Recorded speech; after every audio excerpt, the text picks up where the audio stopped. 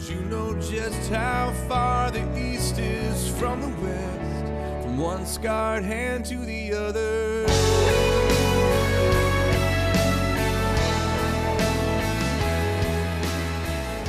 Hey guys, thanks for joining me here. Another episode of East to West. Chuck here. Of course, you know who I am. I don't know why I say my name every week, but just in case. Whew, what a day, what a day. The marathon was today. A lot of runners. Hope everybody was safe out there. Congratulations on the winners and to the guys who finished and women who finished the race. It's a long race. Whew. I had a friend of mine who who trained for it, and she would update every time she ran, her like a practice run on Facebook. And man, she was beat up. I can't imagine running 26 miles and just training for something like that. It's just, how do you even have motivation to run the race after all the training and bruising and soreness and stiffness and all that? But she did it. She finished. So congratulations, Katie. I'll give you a shout out. Good job on finishing the race. I'd like to start off. I have a bit of kind of cool, exciting news. For those who have been following, you know, I've shared my story on here several times about the cancer that I've been fighting and dealing with. Well, I had my first follow-up test on Monday, and then I got the word on Thursday that I'm all clear. Cancer's been eradicated, whatever you want to call it, has been destroyed, removed completely. So I'm back to health. So I guess that means I can go back to eating whatever I want. No, not according to my wife. No, I can't. And so I'm excited. So it's like this chapter's closed. Now I get to be excited about the next chapter of my life and move on from this. And hopefully I can use this situation that I went through to help, you know, inspire other people to keep, you know, running the race that they're going through if they're dealing with cancer or whatever issues they're struggling with in life. And because that's what we're really called to be, and that's what I want to talk about today. I want to, once again, I just want to keep harping on this idea of friendship and walking alongside people and just really mentoring to them. You know, when Jesus started his ministry, he picked probably 12 of the most unlikeliest guys you could think of. He picked tax collectors. He picked, you know, fishermen. He picked just people that people didn't really consider to be, you know, the religious type, the type to be able to teach God's word. And he picked, and I think he picked those guys on purpose because he wanted to show that no matter where you're at in life, or no matter what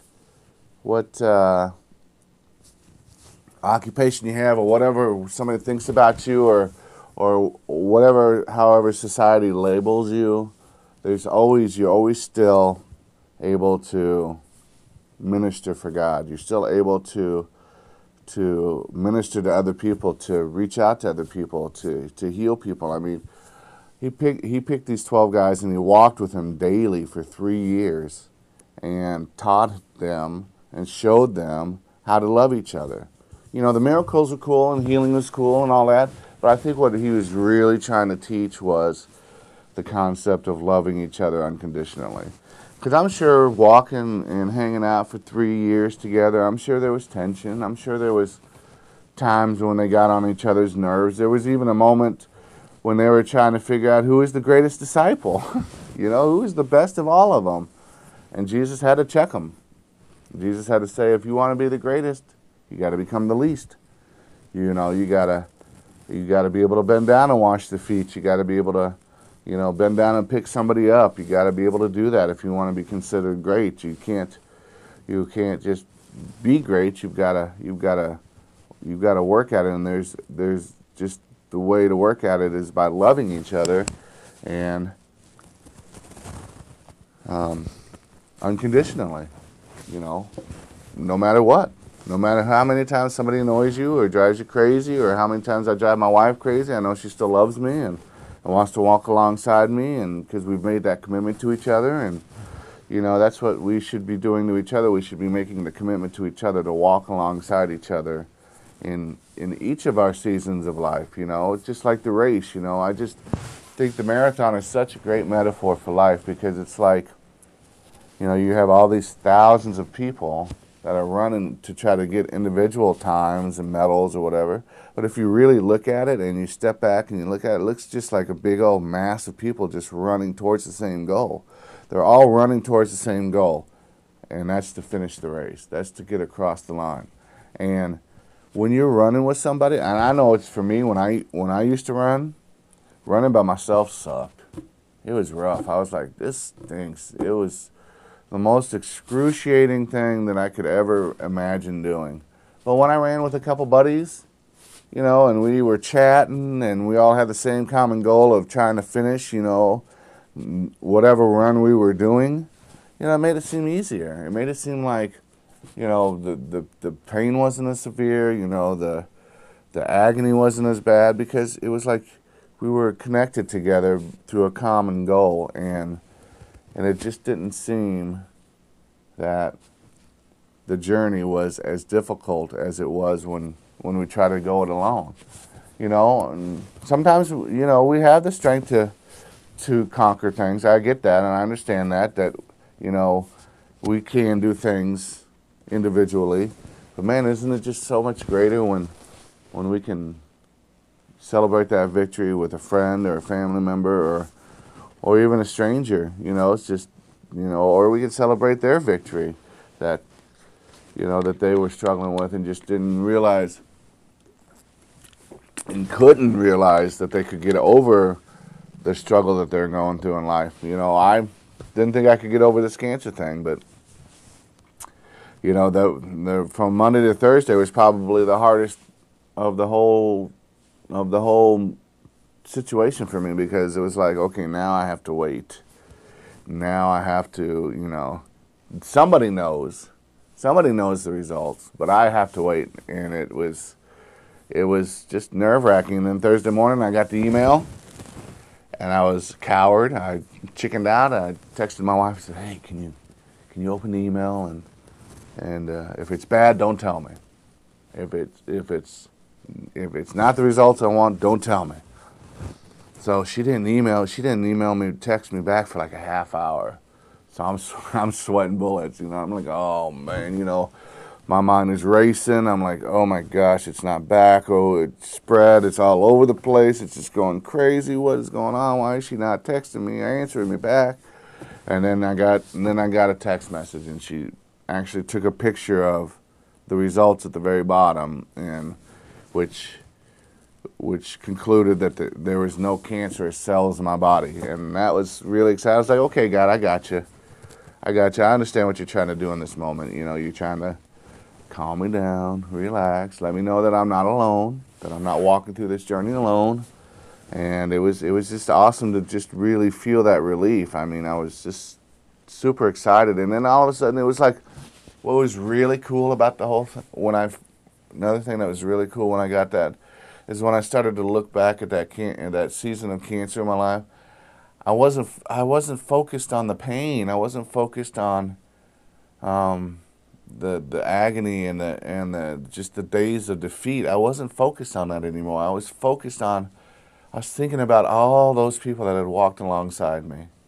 Even when I didn't want them in the house, even when I didn't want them around. I mean, I wanted them around, but when you're going through that and you're just going through the pain and you're sick and you're just miserable, you just want to be alone.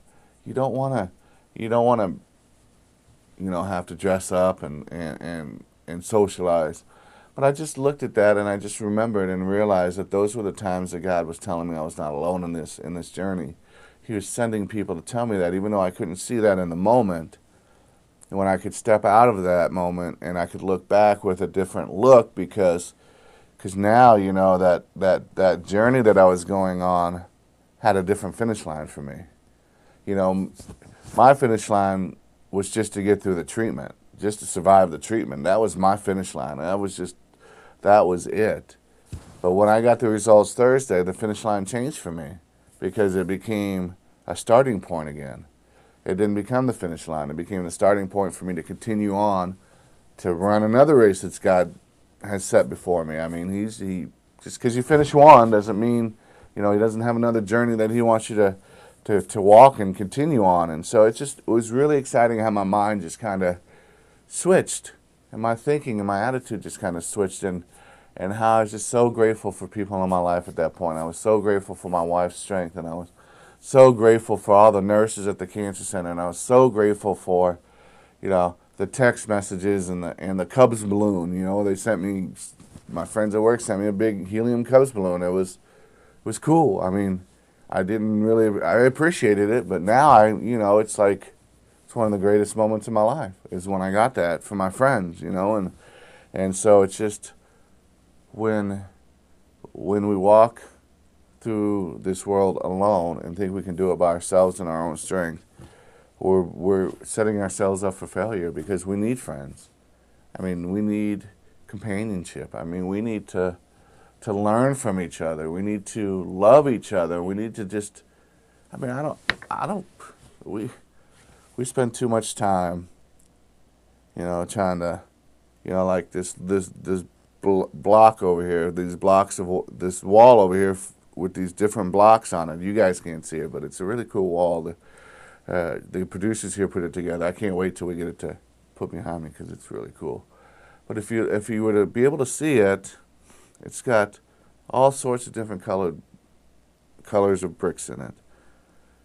But they're all connected together with one common goal, and that's to be a sturdy wall.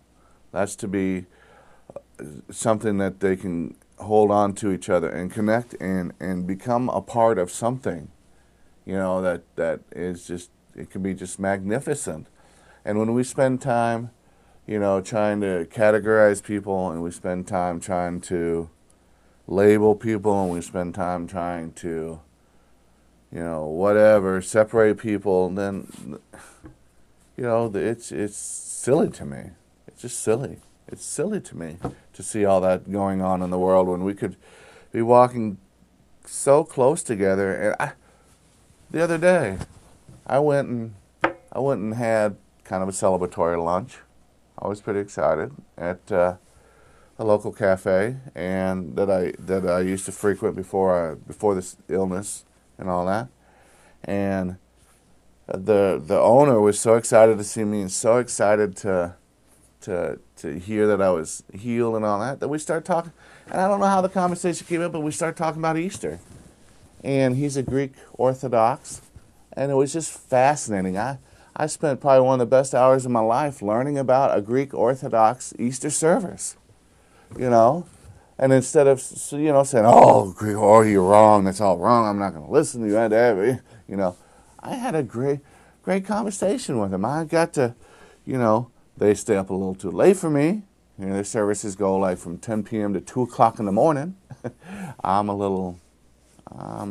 Probably would be asleep a couple hours before it even started.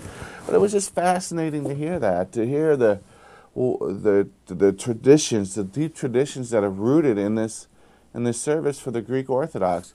Last week we did a Seder meal, which is a Passover meal that the Jewish people celebrate right before Easter. And it was fascinating. I loved it. I loved every minute of it. Just learning, how they view the Passover, and how they view Moses, and how they view the Exodus and the Red Sea and wandering in the wilderness. It was just fascinating, But if I was to say, oh, I'm not going because they don't believe what I believe, they don't look like I do, they don't talk like I do, I'm not going to go, I would have missed out on so much.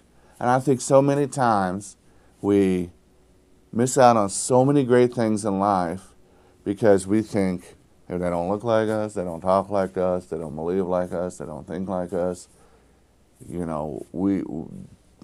we can't hang around them. And it's just fascinating, all the different things that I've been able to learn over the last week, just because I've been, open to friendship, open to fellowship, open to learning new things. I mean, if I could bring Sam in here and just talk about, because I'm not doing it any justice trying to explain the service that they go through, but it was just really fascinating and just wonderful, you know. And so it's just, you know, when we're walking together side by side with somebody and we're enjoying fellowship and we're just experiencing that, you know, like in the Bible there was, you know, after Jesus was raised from the dead, there was two disciples that were walking down the road, and they were talking about what had happened and what was going on, and Jesus came up alongside of them and was like, what do you mean, what's going on?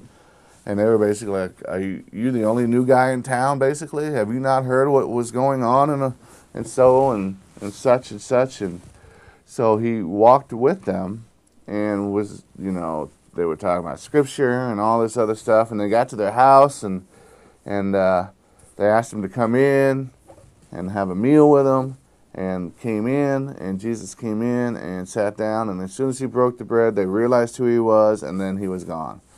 Now, imagine what they would have missed, that fellowship, even if it was for a brief moment with God, if they would have said, well, this guy's an idiot. You don't know what's going on.